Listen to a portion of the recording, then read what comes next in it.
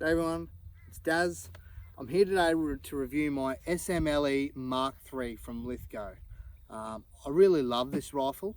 It's pretty special to me in a couple of reasons. One is, I guess, because it holds a deep connection for me to I guess remind me of what my grandfather and my great-grandfather would have used in World War I and World War II. But also, I just love it as a rifle. This particular one I got as it was. The only difference that I have, I've only had two differences with it. One is that it's got a different scope on it than what it originally had, and the other thing is that when I got this thing originally, the trigger on it was ridiculously heavy. Like, it was out of control heavy. I felt like you were pulling 10 kilos. But I actually have a good mate, Harrison from Harrison Gunsmithing, and I told him the problem I had. Well, pulls it apart, found out that my trigger had paint on it. Now, why you'd paint a trigger, I don't know, but mine did. So he pulled out his little sandpaper, sanded it up, fixed it up, and it's significantly lighter now. So it makes it usable at least. But I'll give you a rundown on the rifle. We'll have a go at shooting it, and I guess my overall thoughts on it. And yeah, we'll go from there. All right, let's get into it. Okay, so when I first got this rifle, it took me a little while to figure out how to actually cycle it. So I'll just put the bolt in. Now, the first thing you're going to notice here is this bolt here. I don't know what this thing's called, but it can actually screw all the way off to allow you to clean inside the bolt itself.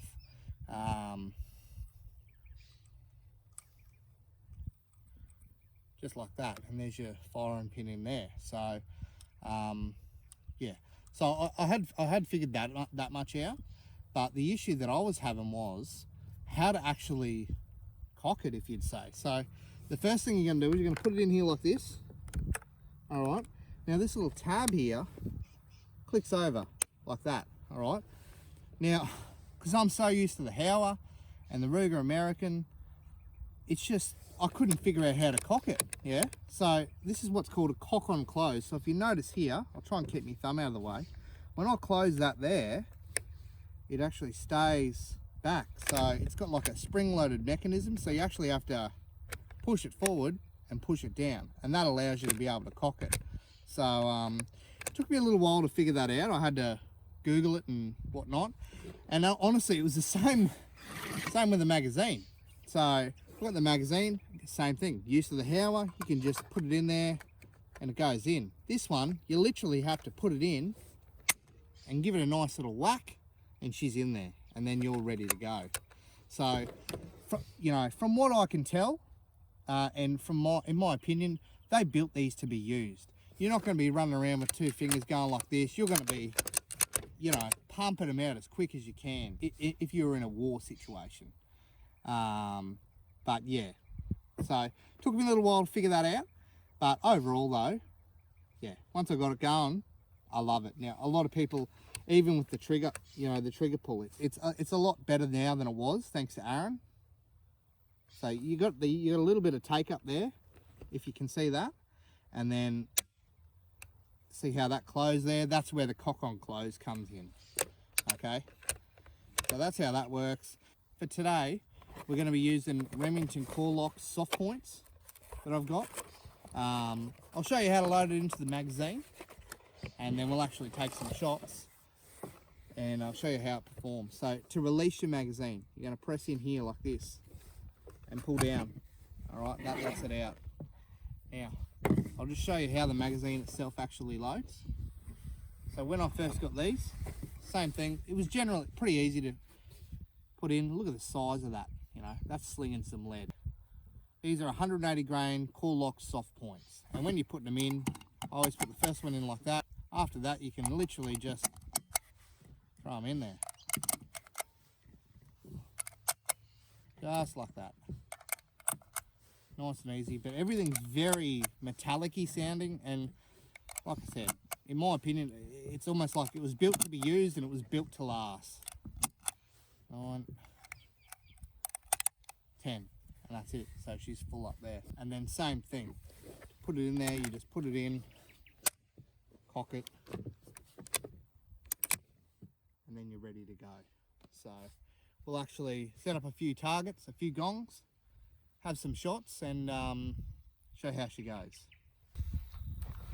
All right, so I've set myself up with my homemade gong down there at about 50 odd metres, and then I've got the one set up on star pick. It's on the creek line at about roughly, it's about 120. So we'll start off shooting at this close one, see how it goes, and then see if I can hit that one far away.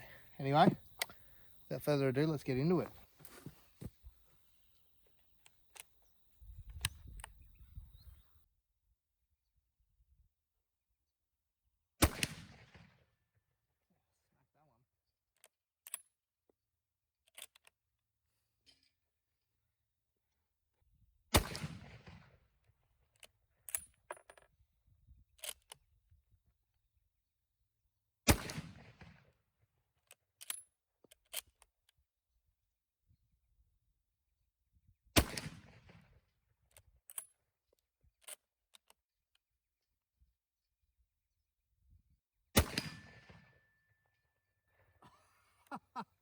I shot it off.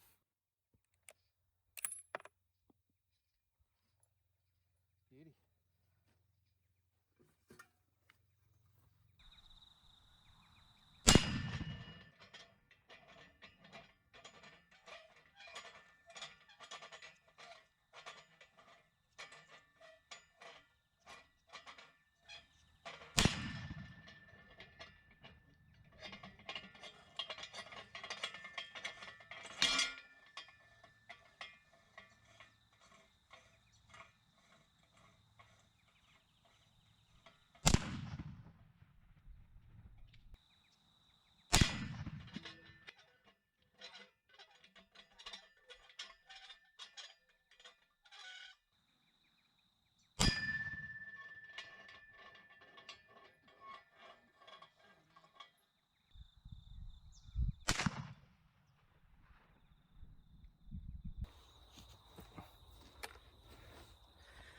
Okay, final thoughts on this rifle. I guess overall, I mean, you can set this up however you want. For me, the reason I got this thing is I wanted a pig gun, something that I could walk through the bush with, shoot at close range, and it had good stopping power. This completely fulfills that, you know. In saying that, I've only got a little 3 to 9 scope on this. If you wanted something bigger, I'm sure this thing could easily shoot 300-500 meters if you wanted it to. So I guess it really depends on how you want it set up. Personally, I have it set up the way that I like it, and I have used it for exactly that reason. Gone through the bush. Oh, bloody hell. I love it. It is a bit heavy. I mean, compared to my Howler mini action, I guess that thing is quite light and very, very easy to use. And you know, this isn't everyone's cup of tea. But personally, I love it. You know, it's a fun gun. It's a cannon. Like, you know, it slings lead, that's for sure. So, you know, if you want something that's a bigger caliber, ex-military rifle, probably would be a good way to go. And there are plenty of them out there, that's for sure, because not everyone is into this sort of thing. But I guess that's my review of this rifle. Love it. I'll be keeping it as long as I can. Yeah. Feel free to like, subscribe. I've got more videos like this coming. Plenty of rifles to review. So keep an eye on it because I've got plenty more coming. See you later.